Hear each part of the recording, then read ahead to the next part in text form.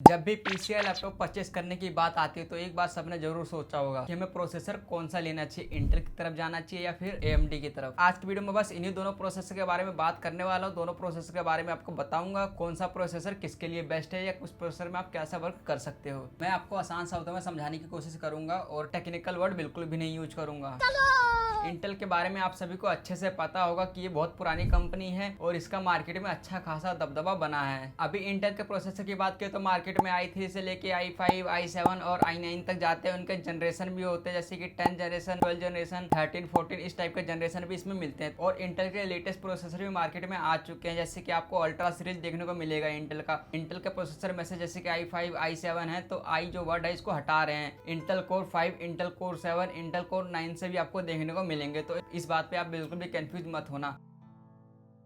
Ryzen series की वजह से ही AMD को काफी अच्छी पहचान मिली है। जैसे कि इंटेल में i5, i7 देखने को मिलता है, इसी प्रकार से AMD के अंदर भी राइजन 3, राइजन 5, राइजन 7 और राइजन 9 तक देखने को मिलता है। और इसके अंदर जनरेशन नहीं सीरीज चलती है जैसे 7000, 6000, 5000 इस टाइप की इसमें सीरीज चलती है। अभी जो लेटेस्ट सीरीज चल रही है वो 8000 और 9000 है। परफॉर्मेंस एंड आर्किटेक्चर की बात करो तो इंटेल के प्रोसेसर सिंगल कोर में बेस्ट परफॉर्मेंस निकाल के देते हैं और हाई क्लॉक स्पीड पर भी ज्यादा फोकस करता है और एफिशिएंसी भी काफी बेटर मिलती है। इसका मतलब आप ऐसे समझो, जो इंटेल का प्रोसेसर है वो एक काम को करने में ज्यादा माहिर होता है और जल्दी से जल्दी खत्म कर देता है। आप ऐसा सॉफ्टवेयर यूज करते हो जो कि सिंगल कोर बेस है तो इसका मतलब ये इंटेल के प्रोसेसर पे काफी अच्छे तरीके से चल जाएंगे। अब मैंने आपको सिंगल कोर बेस्ट बता तो दिया, लेकिन आप ये मत समझना कि मल्टी कोर नहीं कर पाएगा। मैं खुद भाई एक टाइम पे चार पांच चीजें यूज कर, जैसे एडिटिंग करता हूँ, फिर आफ्टर इफेक्ट खोल के बैठ जाता हूँ और साथ में मैं OBS स्टूडियो भी खोल के बैठ जाता हूँ। 2-3 टैब भी खुले होते हैं मेरे गूगल क्रोम के, तो ही मल्टीटास्किंग ही तो हुई। सिंगल कोर का मतलब ये था जो इंटेल का प्रोसेसर होता है ना वो सिंगल कोर पे ज्यादा फोकस करता है, मल्टी कोर पे थोड़ा सा कम करता है। आप ऐसा समझो।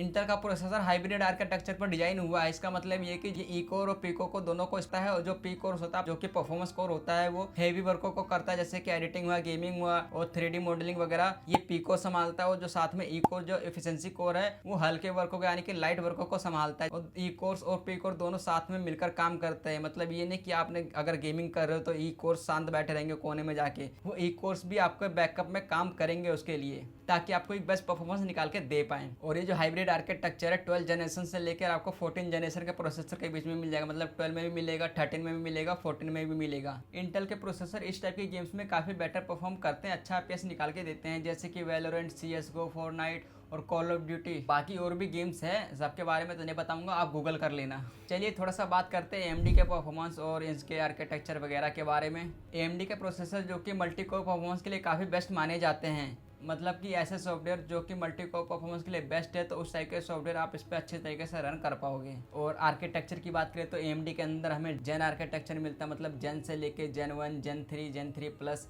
और जेन 5, जेन 4 यानी कि जेन 6। और मार्केट में आपको ज़्यादातर प्रोसेसर आपके जेन 3 प्लस से लेकर जेन 4 और जेन 5 वाले देखने को मिलेंगे जो कि भी लेटेस्ट मार्केट में चल रहे हैं। जो जेन 5 वाला आर्किटेक्चर है वो थोड़ा सा भी लेटेस्ट चल रहा है। इसके अंदर आपको बेस्ट परफॉर्मेंस और थोड़ा सा बैटरी लाइफ भी थोड़ी सी देखने को मिलेगी। और AMD के प्रोसेसर के मामले में हल्का सा आपको हीट भी इसमें कम देखने को मिलेगा और इसके अंदर AI कैपेबिलिटी भी देखने को मिलेगी आपको जेन 5 वाले आर्किटेक्चर में। चलिए थोड़ा सा देख लेते हैं ओवरक्लॉकिंग के बारे में, यानी कि पीक परफॉर्मेंस से भी उसको थोड़ा सा ऊपर ले जाना, ज़्यादा नहीं थोड़ा सा ऊपर ले जाना। मैं आसान शब्दों में कहूँ तो कि अगर आप एक आदमी से ही वर्क करवा रहे हो और वहीं आप उसको थोड़ा सा ज़्यादा पैसे दे दोगे, वही आदमी आपको तेज काम करके देगा और थोड़ा सा जल्दी भी कर सकता है। इंटेल की बात करें तो K सीरीज वाले प्रोसेसर ही हैं जो कि अनलॉक होके आते हैं। इसके अंदर हम ओवरक्लॉकिंग कर पाएंगे, मतलब वो भी आपको डेस्कटॉप में ही देखने को मिलेंगे। इस मामले में AMD आगे चला जाता है, काफ़ी आगे चला जाता है, क्योंकि भाई AMD के अधिकतर प्रोसेसर अनलॉक्ड होते हैं, यानी कि हम इसके अंदर ओवरक्लॉकिंग कर सकते हैं। देखिए मैं इसी वीडियो का एडिट कर रहा था, फिर बीच में मेरे को एक पॉइंट याद आ गया, मैं सोचा दोबारा से वीडियो रिकॉर्ड करके आपको बता मिस ना करो। ये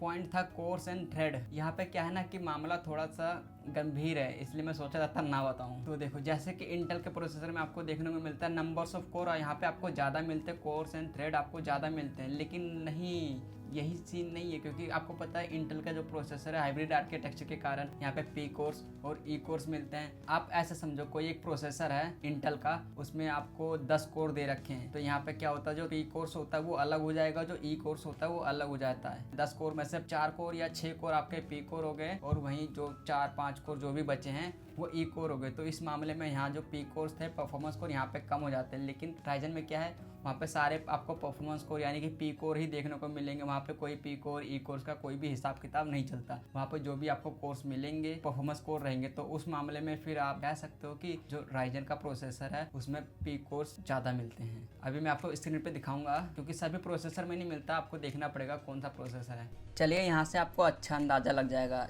जैसे कि मैंने कुछ प्रोसेसर के ऐसे नाम मैंने रखे हैं रिसर्च करके। तो इंटेल का i5 का ये जनरेशन है और राइजन की तरफ से ये आ रहा है। तो इसमें कोर्स और थ्रेड के मामले में बस थ्रेड क्या है कि इंटेल में थोड़ा सा ज़्यादा मिलता है, वहीं कोर्स इक्वली हो जाता है क्योंकि यहाँ पे 6P कोर्स है तो यहाँ पे सिर्फ 6 कोर्स है, जहाँ की 4 एफिशिएंसी कोर है जो कि काफ़ी बेटर परफॉर्मेंस देगी, कुछ तो मदद करेगी। सेम वैसे मैंने इंटेल की तरफ से i7 रखा है 13 जनरेशन 700K जो कि डेस्कटॉप प्रोसेसर बोलते हैं और ये भी डेस्कटॉप प्रोसेसर टाइप है। तो देखिए इसमें भी दोनों कुछ खास फर्क है नहीं कोर्स के मामले में। वहीं देखा जाए तो यहाँ थ्रेड में ज़्यादा मिलता है आपको इंटेल में। तो मैंने यहाँ रखा भाई इंटेल की तरफ से जो भी टॉप नॉच प्रोसेसर चल रहा है मार्केट में, काफ़ी अच्छे तरीके से सेल हुआ था प्रोसेसर इंटेल का i9 जिसमें आपको 24 कोर्स मिलते हैं, लेकिन स्प्लिट होने के बाद 8P कोर्स हो जाते हैं, 16E कोर्स होते हैं।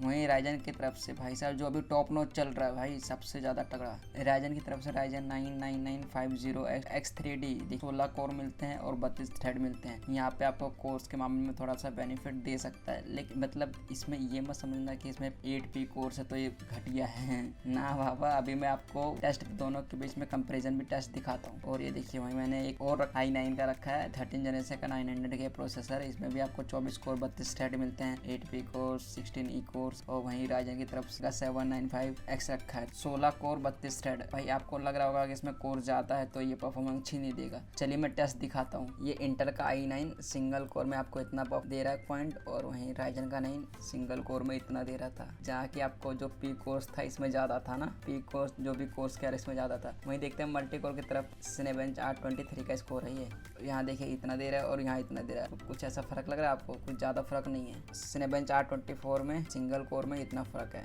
तो मल्टी कोर में कुछ इतना फर्क है। यह है दोनों का ब्लेंडर टेस्ट। फिर मैंने सोच कि राइजन 9 को 995X3D वाले को इंटेल का जो लेटेस्ट चल रहा है मार्केट में अल्ट्रा सीरीज उससे भिड़ाया जाए। सिनेबेंच 823 में जो कोर अल्ट्रा 9 में सिंगल कोर इतना आ रहा है और राइजन 9 में कोर सिंगल कोर इतना आ रहा है। तो आपने देखा इतना फर्क है इधर। और मल्टी कोर की बात करें तो देखिए मल्टी कोर में कितना फर्क आ रहा है। ऐसा कुछ ज्यादा फर्क नहीं है। ये जो इंटेल का अल्ट्रा 9 और AMD का राइजन 9 के बीच में जो तो कुछ ये रहा UN 6 का स्कोर, यह है इंटेल कोर अल्ट्रा 9 सीरीज और राइजन का 9 ब्लेंडर टेस्ट स्कोर।